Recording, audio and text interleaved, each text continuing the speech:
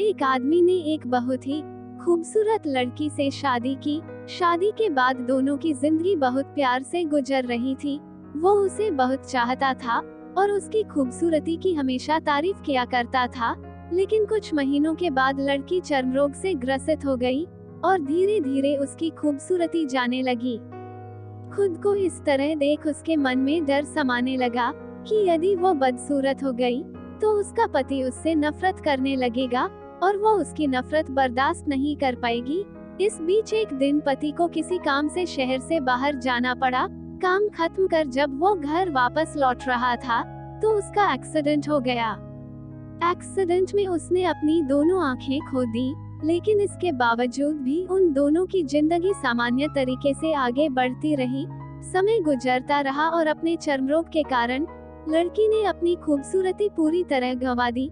वो बदसूरत हो गई, लेकिन अंधे पति को इस बारे में कुछ भी पता नहीं था, इसलिए इसका उनके खुशहाल विवाहित जीवन पर कोई प्रभाव नहीं पड़ा। वो उसे उसी तरह प्यार करता रहा। एक दिन उस लड़की की मौत हो गई। पति अब अकेला हो गया था। वह बहुत दुखी था। वो उस शहर को छोड़कर जाना चाहता था। उसने अंतिम संस्कार की सारी क्रियाविधि पूर्ण की और शहर छोड़कर जाने लगा।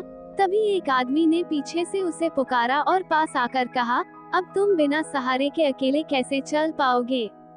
इतने साल तो तुम्हारी पत्नी तुम्हारी मदद किया करती थी। पति ने जवाब दिया, दोस्त, मैं अंधा नहीं हूँ।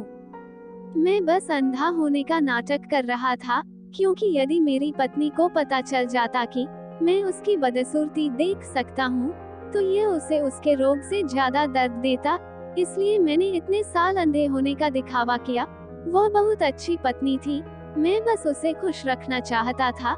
दोस्तों, खुश रहने के लिए हमें भी एक दूसरे की कमियों के प्रति आंखें बंद कर लेनी चाहिए और उन कमियों को नजरअंदाज कर देना चाहिए।